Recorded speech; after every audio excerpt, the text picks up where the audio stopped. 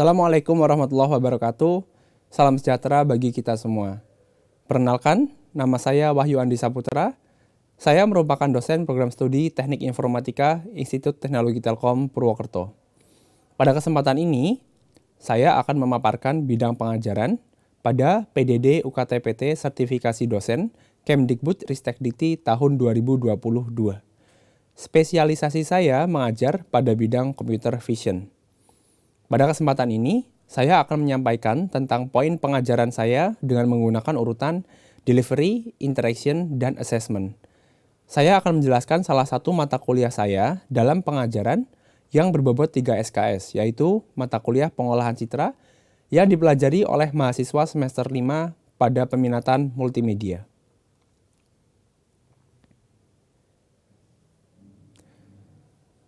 Pada proses belajar mengajar ini, terdapat 3 poin utama yang saya sampaikan. Yang pertama, delivery, yakni pembawaan materi dari mata kuliah yang diampu.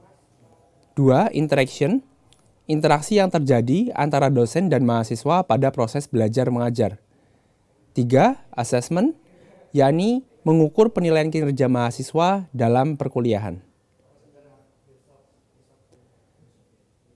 Yang pertama terkait delivery, adapun identitas mata kuliah dari mata kuliah pengolahan citra ini adalah nama mata kuliah pengolahan citra, kode mata kuliah dan SKS-nya IF 21352 sebesar 3 SKS. Program studi diajarkan di S1 Teknik Informatika. Semesternya ganjil pada semester 5. Koordinator mata kuliah Wahyu Andi Saputra, NIDN 0628129101 dengan homebase S1 Informatika. Adapun deskripsi dari mata kuliah ini adalah mata kuliah ini merupakan salah satu mata kuliah untuk peminatan pengolahan informasi multimedia yang mempelajari dasar-dasar pengolahan citra digital, meliputi peningkatan dan perbaikan kualitas citra digital, berbagai macam transformasi yang dapat dikenakan pada citra digital, pengolahan warna, berbagai macam bentuk kompresi, pengenalan morfologi untuk analisis citra, metode segmentasi citra, serta steganografi dan watermarking. Capaian pembelajaran lulusan yang dikenai pada mata kuliah ini, yang pertama, menguasai pemahaman intelektual dan kemampuan untuk menerapkan matematika dasar dan teori ilmu komputer. Kedua, menggunakan keterampilan yang relevan dalam mempelajari area ilmu komputer untuk meningkatkan produktivitas.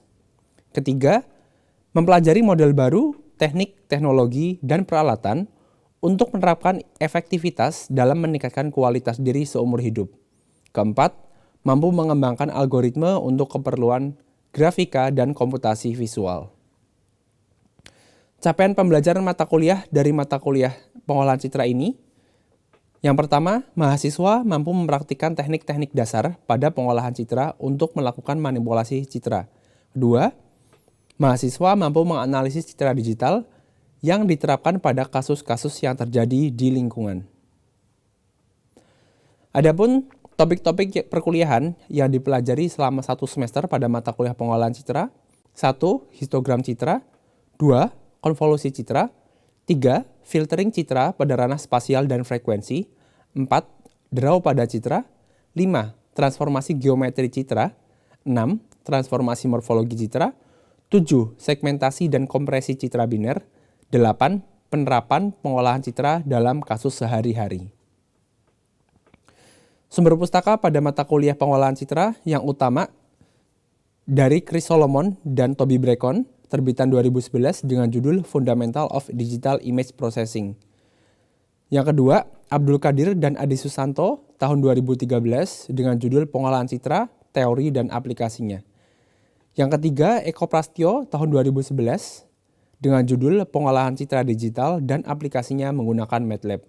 Dan yang keempat adalah sumber pustaka dari hasil penelitian dari peneliti e-jurnal Litbang Pertanian yang membahas topik berkaitan dengan somatic cell sebagai bahan ajar. Setelah menjelaskan terkait dengan delivery, selanjutnya terkait dengan interaksi. Adapun interaksi yang dilakukan pada perkuliahan mata kuliah pengolahan citra, yakni secara tatap muka atau tatap maya atau sinkronus, bisa dilakukan onsite atau di kelas dengan menggunakan metode ceramah. Kemudian, dilakukan secara tatap maya dengan menggunakan media Google Meet. Selanjutnya, pembelajaran tidak langsung atau asinkronus dilakukan dengan belajar secara mandiri di LMS. Dan yang kedua, dilakukan diskusi melalui grup WhatsApp dan forum yang ada di LMS atau Learning Management System. Selama interaksi, dikenai tata tertib sebagai berikut. 1. Harus berpakaian sopan dan rapi selama mengikuti perkuliahan daring atau luring. Wajib menyalakan kamera saat perkuliahan daring berlangsung, minimal 15 menit sejak perkuliahan berlangsung. Terlambat maksimal 30 menit setelah perkuliahan dimulai. Bagi mahasiswa yang terlambat melebihi batas toleransi, maka status kehadirannya alfa. Jika mengalami sulit sinyal, silakan disampaikan pada kolom chat atau grup WhatsApp agar dosen memberikan maklum jika terjadi kendala selama perkuliahan. Jika hendak ke toilet selama perkuliahan berlangsung, silakan izin terlebih dahulu melalui kolom chat. Dan selalu up to date dengan materi yang disajikan di LMS dan juga informasi yang diberikan di grup WA. Setelah menjelaskan terkait delivery dan interaksi, selanjutnya menjelaskan terkait dengan assessment. Adapun komposisi penilaian disesuaikan dengan tabel yang ditampilkan pada layar. Dengan beberapa teknik assessment yang digunakan adalah esai, meringkas materi, kuis, coding, dan juga presentasi. Untuk skala nilai akhir disesuaikan dengan SK yang ada di Institut Teknologi Telkom Purwokerto dengan rentang nilai A, AB, B, BC, C, D, dan E. Selanjutnya terkait dengan video pembelajaran akan ditampilkan pada video selanjutnya. Oke, bismillahirrahmanirrahim. Assalamualaikum warahmatullahi wabarakatuh. Waalaikumsalam warahmatullahi wabarakatuh. Untuk mengawali kegiatan kita di pagi hari ini, marilah kita berdoa. Doa, dipersilakan.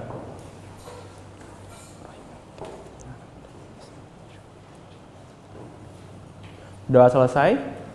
Apa kabar Mas Mbak semua?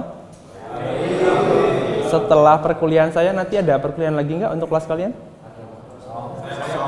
Kosong. Oh, ada yang ada? Kamu apa?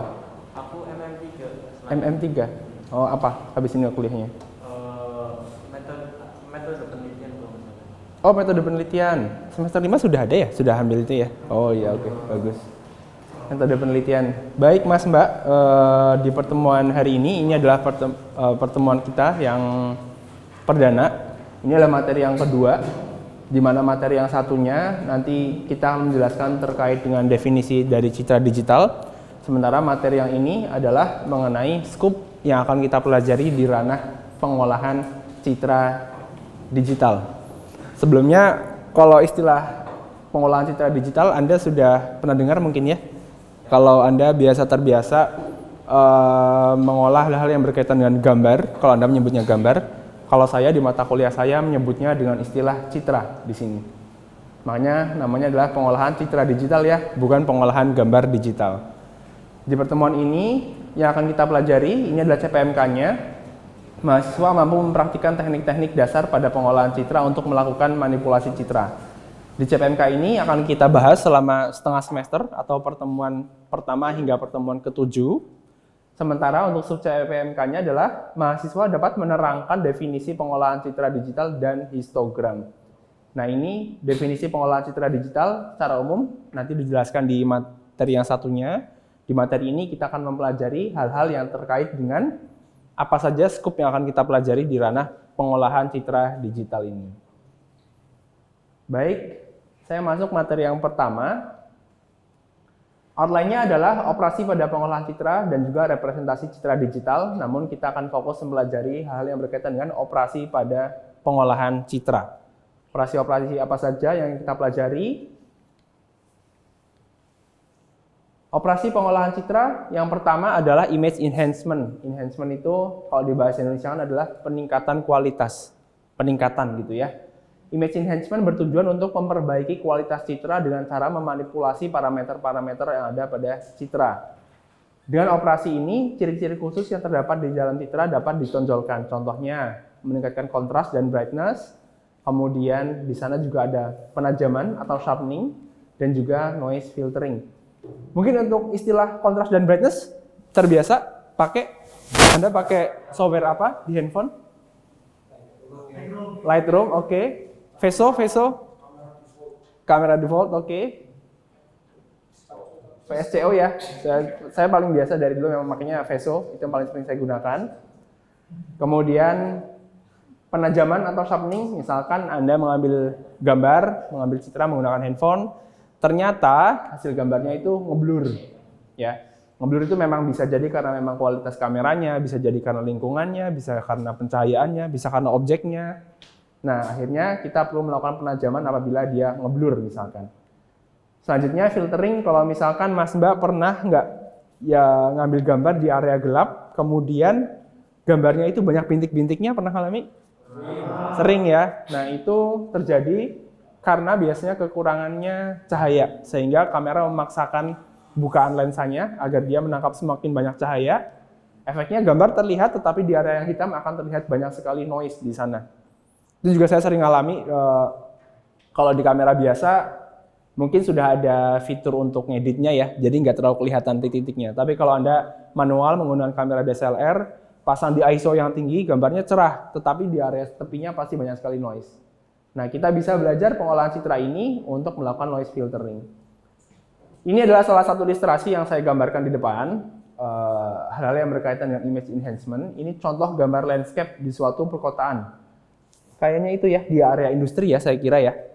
Ini kita ambil gambarnya menggunakan sebuah drone, kita ambil gambarannya, ini seperti ini bentukannya, ada jalan, ada gedung, dan area-area hijau di sekitarnya.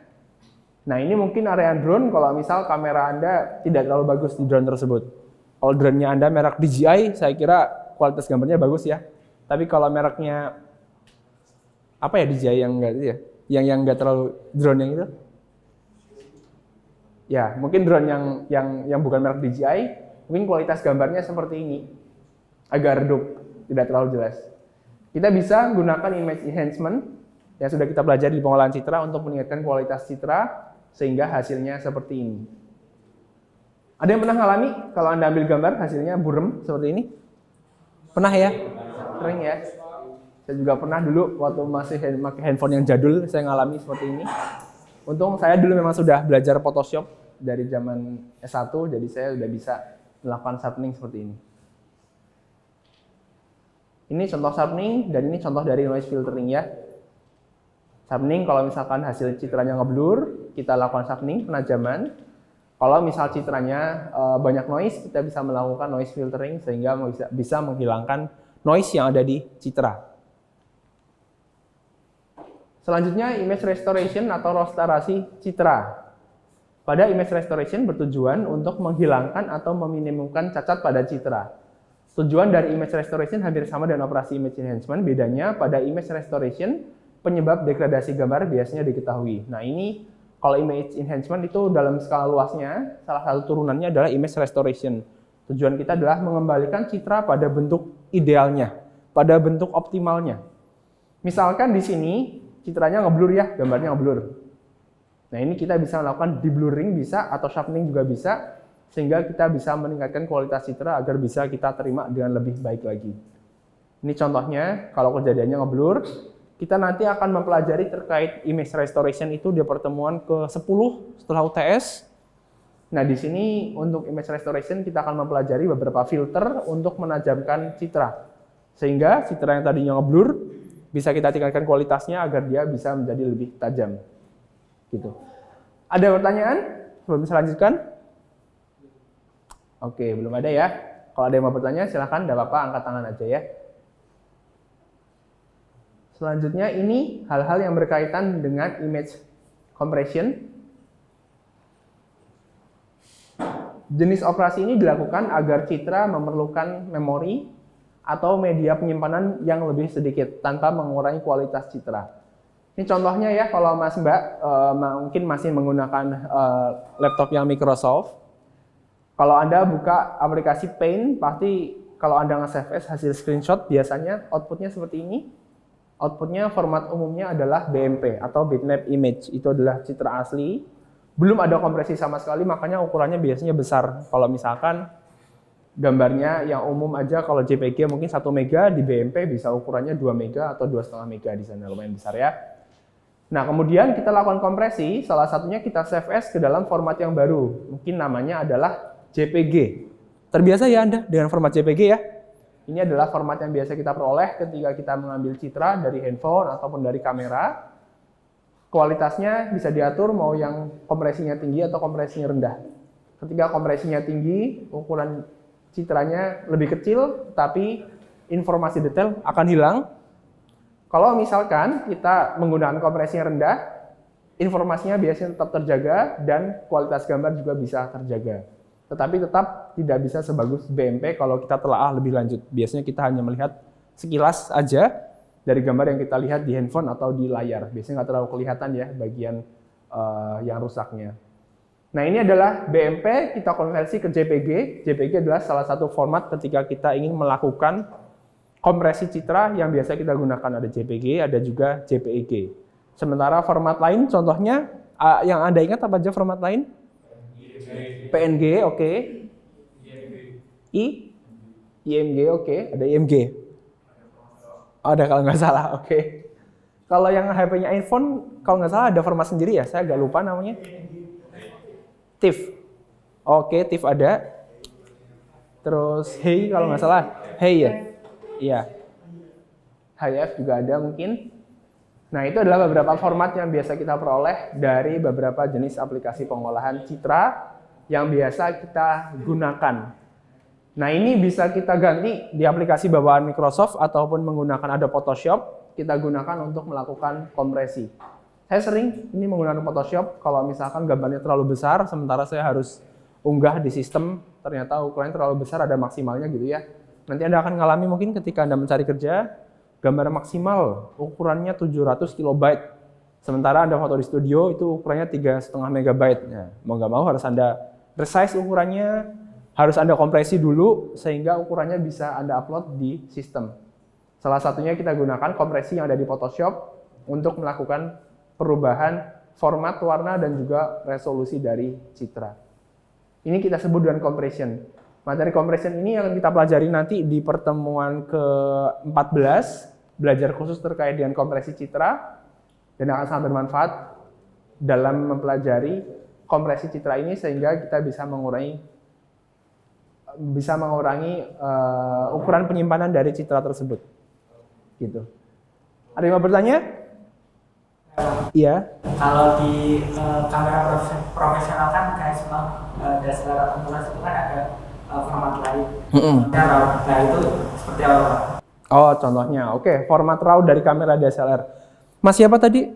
Mas Bayu. Oke, sebelum saya jawab, ada yang mau mencoba jawab? Tadi Mas Bayu tanya, Pak, kamera DSLR itu formatnya RAW gitu.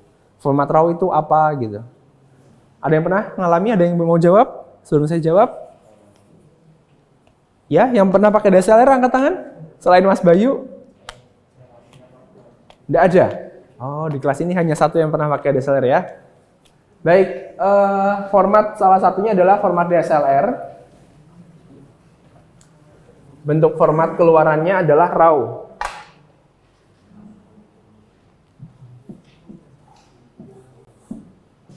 RAW atau RAW, kemudian ada juga JPEG.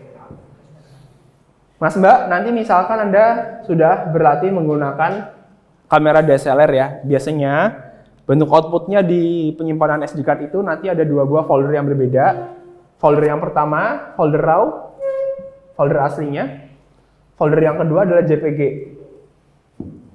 Dan ketika Anda lihat di kamera, misalkan Anda ingin lihat hasil jepretannya, loh, ini RAW kok hasilnya jelek sekali. Padahal ukurannya besar, 10 MB satu jepretan. Di folder satunya yang biasa Anda lihat, loh ini gambarnya lebih bagus nih, kok kayaknya dia kelihatan lebih terang, kelihatan lebih tajam, lebih enak dilihat. Ukurannya juga lebih kecil, paling cuma 4 MB, misalkan seperti itu. Loh, saya buat apa? Kok ada file RAW, ada juga file JPG. Ini adalah file yang sudah terkompres.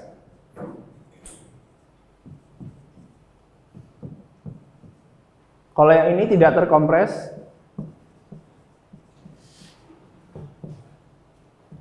file yang belum terkompres, file ini sudah terkompres dan sudah diedit oleh mesin komputasi yang ada di kamera DSLR, makanya gambarnya terlihat lebih jelas. Tetapi kalau misalkan nanti Anda belajar di segi forensik, citra berformat RAW ini adalah citra dengan format yang masih baku, masih sangat standar, tetapi dia masih menyimpan banyak sekali informasi yang bermanfaat di sana. Jadi kalau misalkan Anda kerja di bidang forensik, hasil gambarnya gelap, segelap apapun gambarnya, ketika di dalam citra tersebut memang ada objeknya, maka di format RAW ini Anda sebetulnya bisa memperoleh banyak sekali informasi yang ada di sana.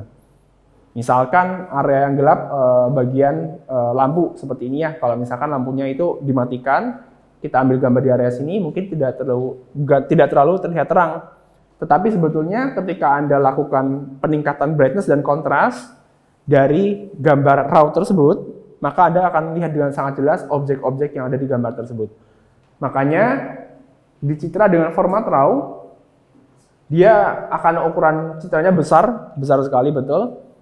Mungkin bisa sampai 10 MB, padahal gambarnya tidak terlalu jelas. Tapi kalau Anda lakukan editing, dan Anda adalah seorang editor profesional, ya, misalkan Anda adalah seorang editor profesional, sebelum Anda rubah ke dalam JPG, Anda akan gunakan file RAW ini. Ini pasti. Kalau Anda adalah seorang editor fotografi profesional, Anda akan gunakan file RAW ini. Anda edit di Photoshop, misalkan, kemudian Anda tingkatkan brightness, kontras, parameter citra lain, sehingga Anda bisa memperoleh citra yang lebih baik, yang sesuai dengan kebutuhan Anda. Gitu ya Mas Bayu, terjawab ya. Jadi intinya di RAW ini, dia adalah citra yang masih mentah, yang belum ada isinya, tetapi dia masih mengandung banyak sekali informasi yang sangat bermanfaat di sana. Biasanya memang kalau di JPG mungkin sudah diedit, ini adalah citra yang sama sekali belum diedit oleh mesin komputasi yang ada di kamera. Gitu kurang lebih.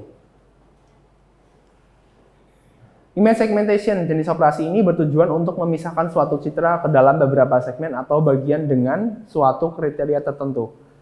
Baik Mas Mbak, ini adalah salah satu materi yang kita pelajari nanti di pertemuan ke-13 bareng sama kompresi, sebelumnya kompresi.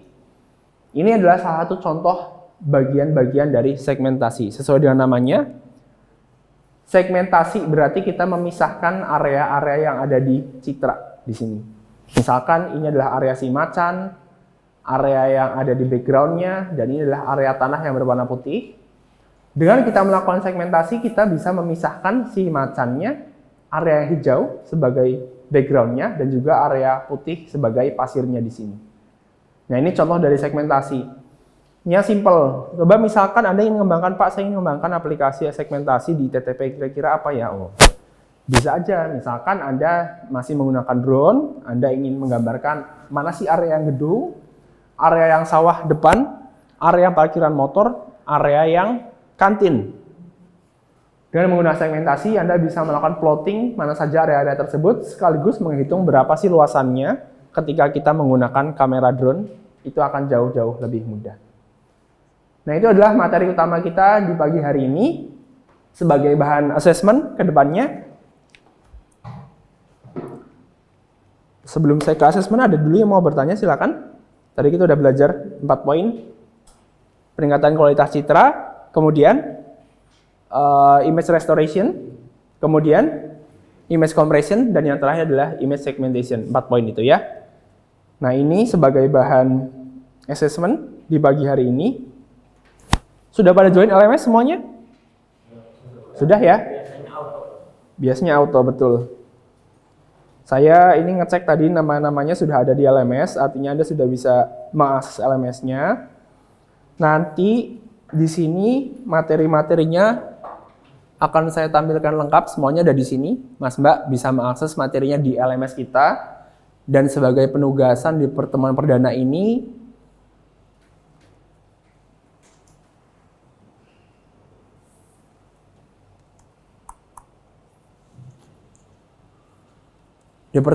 penugasannya adalah ini bagian operasi utama pada pengolahan citra.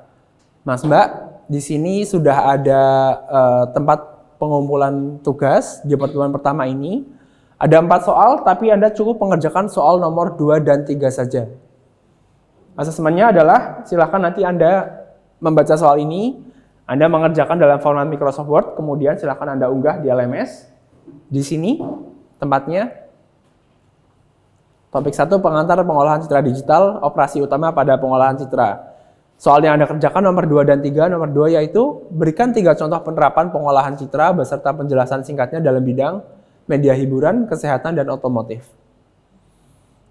Kemudian 3, soalnya terdapat 6 operasi utama dalam pengolahan citra yakni image enhancement, image restoration, image compression, image segmentation, dan image analysis, image reconstruction.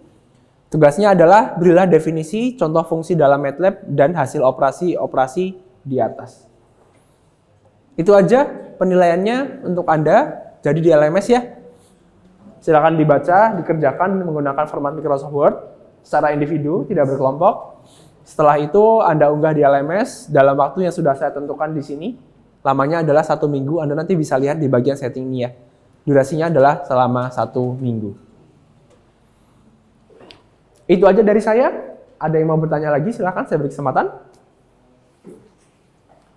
Oke, Mas siapa? Mas Afif. Makanya Pak, misalkan kita ambil gambar dalam gambaran blur Pak. Dalam? Ada blur. Agak blur. Terus kita pakai sabun nih, apa itu menentukan gambar. Apakah nanti ukuran dari gambar akan meningkat Pak? Ukuran dari gambarnya akan meningkat. Oke. Pertanyaan bagus ya. Kalau misalkan gambar kita ngeblur, kemudian yang kita lakukan di sana adalah sharpening agar blurnya itu hilang. Ukuran gambarnya gimana? Apakah dia akan nambah atau malah ngurang? Dari pengalaman saya ya, Mas Safik ya, itu bisa naik, bisa turun, Mas. Itu tergantung seberapa kuat penajaman Anda. Kalau misalkan kita melakukan penajaman, tugasnya di sana adalah menambahkan objek-objek yang ada di belakangnya, sehingga dia bisa lebih tajam, ukurannya kemungkinan besar akan bertambah.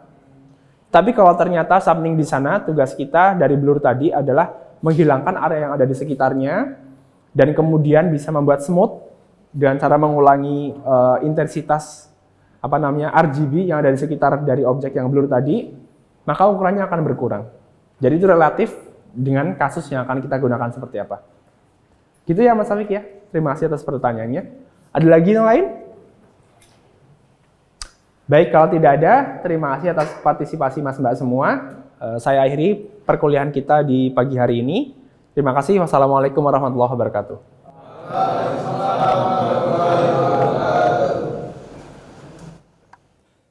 Demikian video pembelajaran singkat dari saya. Semoga bisa memberikan gambaran bidang pendidikan dan pengajaran, serta semoga bermanfaat bagi kita semua, khususnya pada bidang teknik informatika.